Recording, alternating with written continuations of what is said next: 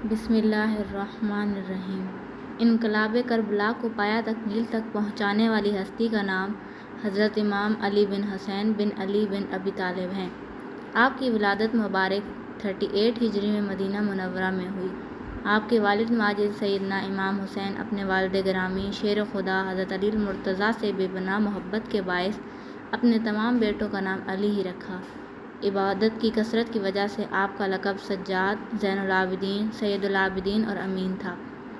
آپ کی والدہ ماجدہ سیدہ شہربانو سلام اللہ علیہا تھیں، جو کہ فارس کی شہزادی تھیں۔ 2 سال تک حضرت امام زین العابدین نے اپنے دادا شیر خدا حضرت علی کی گود میں پرورش پائی، پھر 10 سال تک اپنے تایا حضرت امام حسن زیر سایہ رہے، اور پھر تقریباً 11 سال تک کربلا کے واقعے سے پہلے تک آپ نے اپنے بابا جان حضرت امام حسین سے فیض حاصل کیا۔ دوستو، ایک دفعہ خود سوچیں، جس کے استاد ایسے ہوں وہ شاگرد بھی تو انمول ہی ہوگا۔ آپ جب بھی وضو کرتے تو خوف کے مارے آپ کا چہرہ زرد ہو جاتا۔ جب کوئی اس کا سبب پوچھتا تو آپ کہتے، تمہیں پتہ ہے کہ میں کس کے سامنے کھڑا ہونے جا رہا ہوں؟ واقعہ کربلا تاریخ اسلام ہی نہیں بلکہ تاریخ عالم کا بھی نہایت دردناک سانحہ ہے۔ حضرت امام زین العابدین اول سے آخر تک اس روح فرسا واقعے میں اپنے والد کے ہمراہ رہے، لیکن چونکہ سیدنا حضرت امام حسین کی شہادت کے بعد منصب امامت حضرت امام زین العابدین ہی کو سنبھالنا تھا، لہٰذا اللہ کی مشیت سے آپ بیمار ہو گئے اور کربلا کے میدان میں جانے کے قابل نہ رہے۔ اندازہ کیجیے کہ کس قدر طاقت تھی صدائے حضرت سجاد امام زین العابدین میں کہ یزید جیسا حکمران اپنے جاہ و جلال کے باوجود خاک چاٹنے پر مجبور ہو گیا۔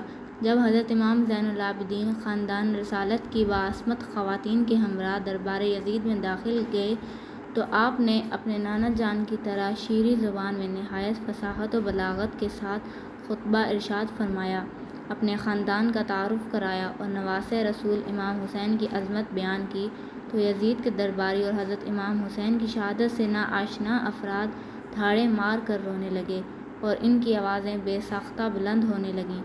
یہ حال دیکھ کر یزید گھبرا اٹھا کہ کہیں کوئی فتنہ نہ کھڑا ہو جائے۔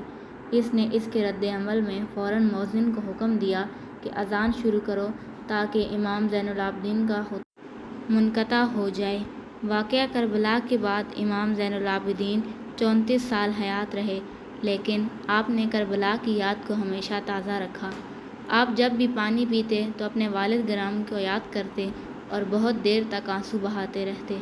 اس حوالے سے امام جعفر صادق سے منقول ہے کہ حضرت زین العابدین دن کو روزہ رکھتے اور رات کو عبادت کرتے۔ افطار کے وقت جب بھی آپ کو کھانا اور پانی دیا جاتا تو آپ فرماتے، فرزند رسول صلی اللہ علیہ وآلہ وسلم بھوکے مارے گئے، ان کو پیاسا رکھا گیا۔ یہی بات مسلسل دہراتے یہاں تک کہ آپ کے اشک آپ کی غذا میں گھل مل جاتے تھے۔ واقعہ کربلا کے بعد آپ کے زمانے میں مختلف تحریکیں چلیں۔ واقعہ ہرا وقوع پذیر، جس میں یزید کی فوج نے مدینے پر حملہ کیا کیونکہ انہوں نے یزید کی بیعت توڑی تھی، لیکن اس جنگ کے متعلق آپ کی رائے کوئی سازگار نہ تھی، اس لیے امام زین العابدین اپنے خاندان کے ہمراہ مدینے سے باہر رہے۔ اس کے بعد توابین اور مختار ثقفی کا قیام پذیر ہوا، لیکن جب بھی انہوں نے امام سجاد زین العابدین سے رابطہ کیا تو آپ نے خیر مقدم نہ کیا۔ امام زین العابدین اخلاق محمدی صلی اللہ علیہ وآلہ وسلم کی عملی تصویر تھے۔ ایک وقت ایسا آیا جب مدینہ منورہ میں سے بنو امیہ کو نکال باہر کیا گیا تو مروان ابن حکم، جو کہ امام زین العابدین کا جانی دشمن تھا، اس نے امام سے درخواست کی کہ اس کے خاندان کو اپنے گھر میں پناہ دے دیں۔ امام نے اسے پناہ دی اور اپنے گھر میں مکمل حفاظت سے رکھا۔ آپ نے شورش ختم ہونے تک اپنے بدترین دشمن کی مہمان نوازی فرمائی۔ آپ ایسے مہمان نواز تھے، بیک وقت 100 گھروں کی خفیہ کفالت کر رہے تھے۔ یہ بات تب ظاہر ہوئی جب آپ نے اس دنیا فانی سے پردہ فرمایا اور ان لوگوں کے گھروں میں راشن آنا بند ہو گیا۔ اپنی زندگی میں امام زین العابدین 2 مرتبہ اپنا سارا مال راہ خدا میں خیرات کیا، اس حال میں کہ گھر میں کوئی چیز بھی باقی نہ رکھی۔ علامہ زہری لکھتے ہیں کہ امام زین العابدین ایک رات میں 1000 نوافل ادا کیا کرتے تھے۔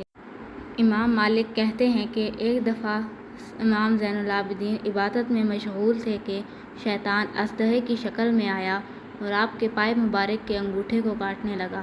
لیکن آپ ایسے مشغول عبادت تھے کہ آپ کا دھیان عبادت سے نہ ہٹ سکا، اس لیے آپ شیطان کے اس عمل سے بالکل متاثر نہ ہوئے اور آخر کار شیطان عاجز آ گیا۔ ابن عینیہ لکھتے ہیں کہ ایک دفعہ آپ حج پر گئے تو سب لوگ لبیک پکار رہے تھے، لیکن آپ نے لبیک نہ کہا۔ لوگوں کے پوچھنے پر آپ فرمانے لگے کہ مجھے ڈر لگتا ہے کہ میں لبیک کہوں، اور اگر مجھے لا لبیک کا جواب مل گیا تو میں کیا کروں گا؟ خیر، آپ نے لبیک پکارا اور آپ بے ہوش ہو کر اونٹنی سے گر پڑے۔ حجاج بن یوسف کے وقت میں جب آپ دوبارہ اسیر ہوئے اور لوہے کی بھاری زنجیریں باندھ کر آپ کو قید کیا گیا اور پہرے دار متعین کر دیے گئے، امام زہری فرماتے ہیں کہ میں جب امام زین العابدین کو قید میں ملنے گیا تو میں آپ کو دیکھ کر رو پڑا، کہنے لگا کہ میری تمنا یہی ہے کہ میں آپ کی جگہ ہوتا اور یہ مصائب میں برداشت کرتا۔ اس پر امام زین العابدین رضی اللہ عنہ نے فرمایا کہ کیا تجھے یہ گمان ہے کہ اس قید و بندی سے مجھے کرب و بے چینی ہے؟ حقیقت یہ ہے کہ اگر میں چاہوں تو اس میں سے کچھ بھی نہ رہے، مگر اس میں اجر ہے اور تذکر ہے اور عذاب الہی عز و جل کی یاد ہے۔ یہ فرما کر بیڑیوں میں سے پاؤں اور ہتھکڑیوں میں سے ہاتھ نکال دیے۔ یہ اختیارات ہیں جو اللہ تبارک و تعالیٰ کی طرف سے انہیں عطا فرمائے گئے، اور وہ صبر و رضا ہے کہ اپنے وجود اور آسائش وجود، گھر بار، مال و متاع، سب سے رضائے الہی عز و جل کے لیے ہاتھ اٹھا لیتے ہیں اور اس میں کسی چیز کی پرواہ نہیں کرتے۔ امام زین العابدین اگرچہ گوشہ نشینی کی زندگی بسر کر رہے تھے، لیکن آپ کے روحانی اقتدار کی وجہ سے بادشاہ وقت نے آپ کو قید بند کرنے کے بعد زہر دینے کا پروگرام بنایا۔ چنانچہ اندلس، سندھ اور وسط ایشیا علاقے فتح کرنے والے ولید بن عبد الملک نے 58 برس کی عمر میں جناب امام زین العابدین کو زہر دے دیا، جس کی وجہ سے آپ نے 25 محرم الحرام 95 ہجری جام شہادت نوش کیا۔ آپ کی نماز جنازہ آپ کے بیٹے امام محمد باقر نے ادا کی اور آپ کو جنت البقیع میں آپ کے تایا جان حضرت امام حسن اور دادی جان حضرت بی بی فاطمہ سلام اللہ علیہا کے پہلو میں دفن کر دیا گیا۔ اللہ تعالیٰ ان کے ظاہری و باطنی برکات سے مسلمانوں کو فیضیاب فرمائے اور ان کی اخلاق مندانہ قربانیوں کی برکت سے اسلام کو ہمیشہ مظفر و منصور رکھے۔ اللہ ان کامل ہستیوں کے صدقے امت رسول صلی اللہ علیہ وآلہ وسلم پر رحم فرمائے اور ہماری اجتماعی و انفرادی مشکلات آسان فرمائے۔ آمین۔